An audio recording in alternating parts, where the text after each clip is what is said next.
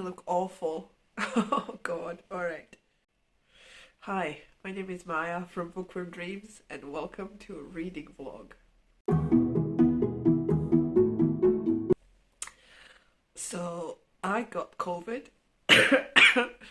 and I am supposed to be isolating for the next 5 days because I got my booster shot a couple of weeks ago, so yay for that. But I do have 5 days of not working and we are going to test how many books I can read in those 5 days. My symptoms are basically, I have symptoms of a cold, so my nose is stuffed and I'm sneezing a lot and I'm just, anyway. So I was thinking about actually doing the whole, secret project themed reading vlog and just read stuff, but I think I'm just going to focus on my humongous TBR for February, and I'm just going to follow my list. So the first book on my list is going to be Magic for Liars by Sarah Gale, because Christina and I have been reading Sarah Gale's backlist, and Magic for Liars is, I think, the last book that we have left from that, so I'm going to do that now. What do I know about this book? I know it's about two sisters. One of them is a detective and another one works in a magic school, and they are not on great terms.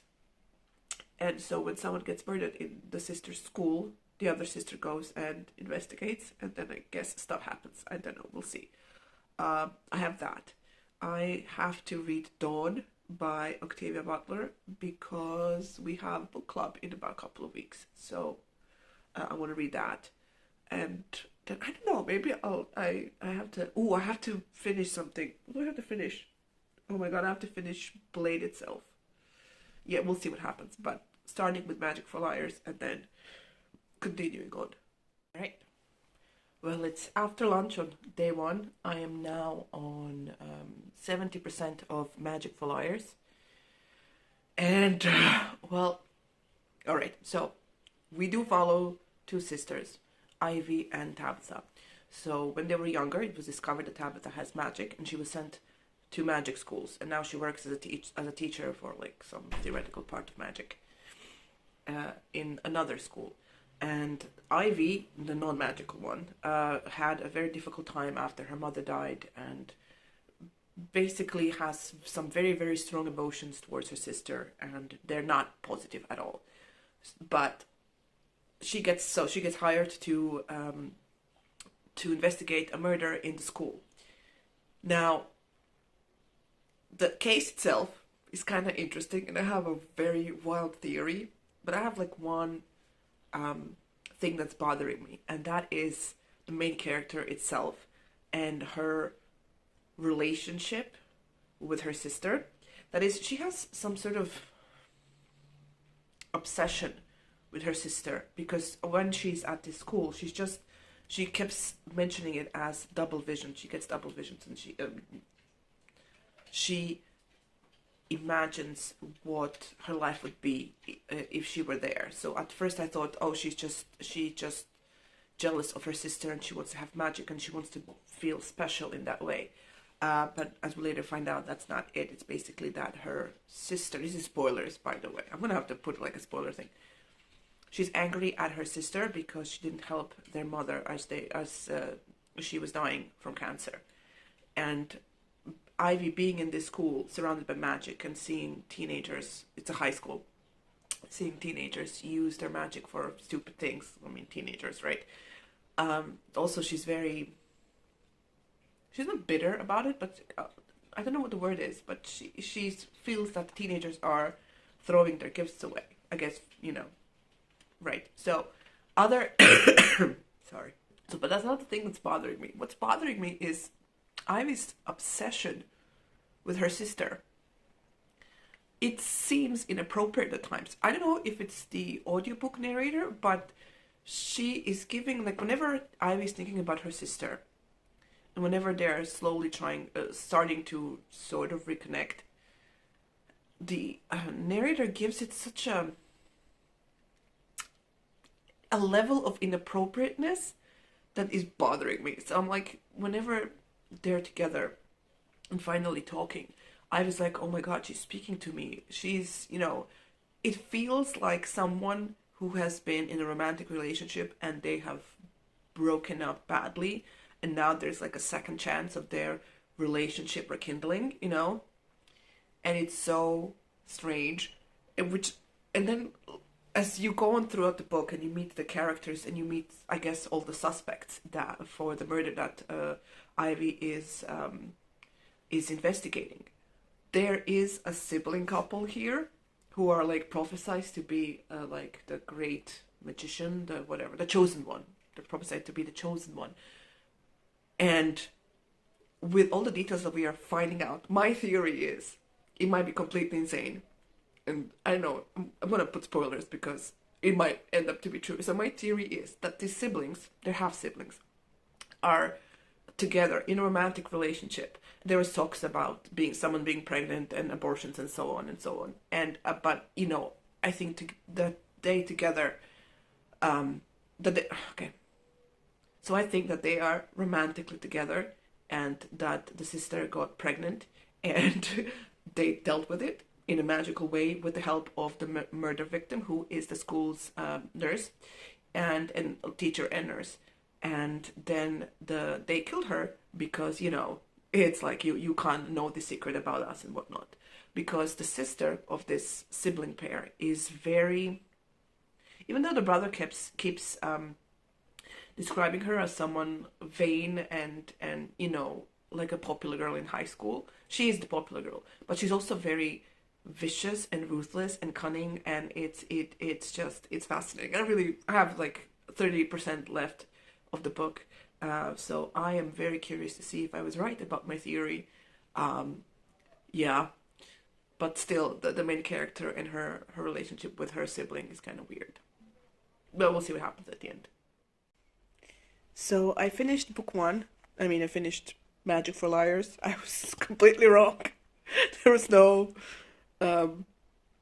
romantic relationship between the siblings. Obviously, I've been influenced by all the bad teenage drama stuff that I used to watch. Yeah, no relationship between them. I don't know. The ending, I liked how the case was resolved, the case that Ivy was investigating. But I don't know, I still feel that this relationship between her and her sister was kind of weird. And it was just, it was everything under false pretenses from both sides, actually. From Tabitha's side and from Ivy's side, a little bit, I think. And her relationship with, like, the love interest she had in the book was also under false pretenses. So everything was kind of fake. And it was just, I don't know. The only positive thing I can say about this book is that I like the case. But I was engaged with the, um, interpersonal relationship of the characters. So that's a plus as well. But yeah, it was an okay book by Sarah Gale. The next book I'm reading is, I forgot the name, Dating Your Dragon by someone. I don't know the name of the author, sorry. It's part of like the Mystic Bayou series, in which there's like a little town in America where shifters or any kind of supernatural creature lives hand in hand with humans without any problems. And each book deals with a different romantic couple. So I'm doing the whole thing of like reading one serious book and one fun book, basically just to keep myself reading, because I have nothing else to do. I do have to edit a video, but that's going to happen tomorrow, not today. So yeah, I'm going to go listen to that, and I'll tell you when I have something new to report. Also, my dog is keeping me company here. Okay, I'm one chapter in. So, the author is Molly Harper. The book is How to Date Your Dragon, and it's about a woman whose name, of course, I did not pick up on. Oh my God, whatever. She's a doctor. She's a scientist, and she's been sent by the League of something to uh, investigate how this town, Mystic Bayou, how it works. Because, as I said before, there are different kinds of creatures supernatural creatures, shifters, and so on, living together with humans. And they have their little town, the little what do you call them, sheriff and mayor and everyone, how everybody's working together in harmony, sort of. And so she is there to investigate that because the league that she works for thinks that in the future humans will discover all the supernatural beings, and so they need to be prepared to show them, like, well, yes, they're real, but also they can work together, and so on and so on. Anyway, met the sheriff, who is, I think, a shifter bear, met the love interest, who is a dragon called Bale, Bael, and so fun. It's ridiculous. It's all in the bayou, so it's Southern America. So the audiobook people have Southern accents, which are always fun to listen to. Yeah, enjoying it so far. Enjoying some fresh air with my dog in my backyard. Hope you can hear the birds.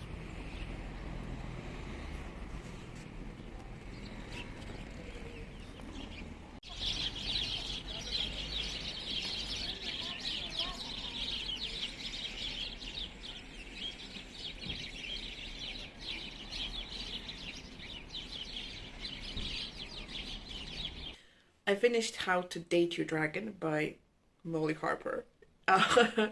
It was so fun. It was the anthropologist Jillian. I hope her name is Jillian. Basically, comes to this small town to do her sciencey thing and try to discover how people are getting along well with the supernatural beings and how the little town is run. And while she's there, someone starts killing humans who have recently turned into supernatural beings because the whole town is surrounded.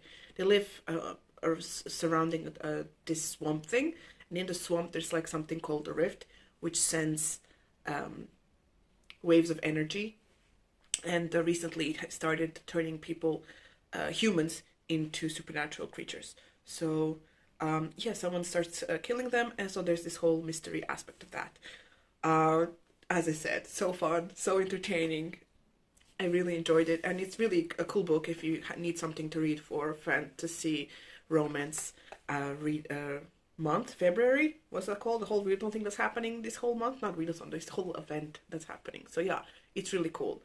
Also, if you want to read this for Shiftathon, that would work because there are shifters that are not werewolves. So we have a bear shifter, we have a lady turns into a porcupine, we have a dragon shifter, we have a phoenix, we have a guy who turns into an alligator, and so on. There's a romantic aspect of it too as well. So the romantic aspect was really fun. I liked how the relationship developed between those two because it was kind of antagonistic in the beginning, but it wasn't like over the top. There was just right amount of banter, and it was really fun. It was really entertaining. So entertaining that I'm gonna go read the sequel to this, which I just saw the name. What was the name? Love and Other Things. Basically, we followed the mayor of the town in the second one. Because after Jillian's anthropology thing finished, the league she works for is going to send another scientist to sort of deal with the rift. So the scientist that's being sent, she's like some kind of a witch, energy witch or some witch, I don't know. Basically, sorry, it's going to be the story of her and her work and relationship with the mayor, who is a shifter bear or bear shifter, however you say it. Yeah, it's day 2 of my isolation, and I am basically going into boredom mode. And when I'm bored, I usually tidy up or clean or organize. And since I have COVID, that just doesn't make sense for me to do because then I'm gonna have to clean and disinfect everything that I touch after my isolation is over. So yeah, I'm playing a lot of Merge Dragon and that Board Kings game where you, basically play Ludo on your phone. But yeah, other than that, I'm fine. I'm sneezing, I'm coughing, as you heard, and not a lot of difficult symptoms because I got my shots. So if you are if you can, you should get your shots. That's pretty much it. And I'm also eating my weight in chips. Like, I have already 2 empty Pringle containers. And it's day 2. So, not good. So it's day 5 of my isolation. I didn't film any clips for day 3 or day 4, but I read a lot of stuff in those 2 days. So last I spoke to you, I read, what was it? Love and Other Wild Things. I read it, or I started reading it. Anyway, I read it. And I have to say, Zed is one of my favorite characters in the Mystic Bayou series. And I love whenever he interacts with every other character. And it's just really fun to watch his and Danny's relationship sort of come together. After that, I read the little novella that happens between book 3 and book 2 and book 3. I think, right? So it's called Even the Tree Nymphs Get the Blues. Basically, we follow Ingrid, who comes to the bayou to open up her own ice cream shop, and then her relationship with it's not the town doctor. That's the third one. Her relationship with the scientist who's a mathematician from that works with the league that also works on the whole mystic riff thing that's happening in this town. Then I started reading Selkies Are the Girl's Best Friends, in which we follow Sonia from book 1 and her relationship with the new town doctor, who is also a local. Now, in the middle of this reading of that story, Christina sent me a link to a story by Ellie M. Drew, which is called One Night in... I can't pronounce this, I'm sorry. Garoreve? I don't know, it's like a full stream thing in French, I don't know. So basically, it's a shifted romance with a plus-size main character. And she was like, oh, this seems like something, you would enjoy. And then I got it, downloaded it, and I read it in one day. Basically, it is so good. First of all, there's lots of smut, which I always appreciate. Basically, the author herself said that she wanted to write a story in which a plus-size character gets railed by a wolf shifter, and that's basically what happens. Our main character, her name is Ariana. She is traveling back from a wedding, and before this wedding, her life fell apart. So she found her boyfriend of 6 years cheating on her with her best friend. She lost her job, and now she did this wedding where she basically felt like the fat friend. And her parents are awful and whatnot. And while she was driving home, she stopped in this town to I don't know, what was it, to get a beer in a bar, and there she met Colburn, and they spent a very, very steamy night together. And she left, and basically came back a week later because she saw that she can't really do anything with her life, and Colburn was very nice enough to invite her back and to, tell her. The entire book, he was like very... I mean, he was possessive, but it wasn't like overtly so. It was like, you're mine, I take care of what's mine, I take care of my queen and all that stuff. And it was really, really fun to watch Ariana. I mean, she wasn't insecure, but she had some, like, and she wasn't shy and whatnot. She had some, she was a bit down about her life and about, the situation she finds herself in. And, she's an adult and she's doing things that she thinks that adult people do, settling down, getting this job that she hates and everything. And so throughout the book, we sort of see her coming into her own, figuring out what she wants and demanding what she, and demanding it. And it was so fun to read. And, of course, lots of sex for her and Colburn. But, the entire time there is a whole secret about this town because, the town is something that appears when you need it. It doesn't really exist. And, when she gets into town, gets with Colburn and figures out that and actually, yes, at the end, figures out that he's a shifter and this whole thing is kind of magical. There's this whole huge angsty stuff that's happening, which I really enjoyed, and it was such a fun book. And I think the sequel is coming out in a couple of days, so I'm just going to wait for a couple of days and then read the sequel because it was really, really, really good. I enjoyed it a lot. Then after that, I finished the Selkie one, so that was book 1, 2, that was book 3 in the Mystic Bayou, where we follow, as I said, Sonia and the local doctor. That one was really fun. I think the one thing I enjoy a lot about these books is that the relationship happens it happens naturally.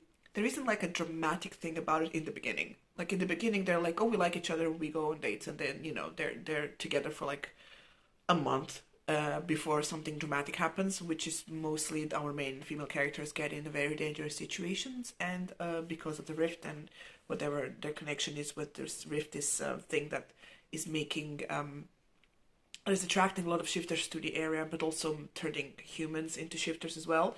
And usually then they are saved by their love interest, and then, you know, happily ever after. And then we follow another couple in this story.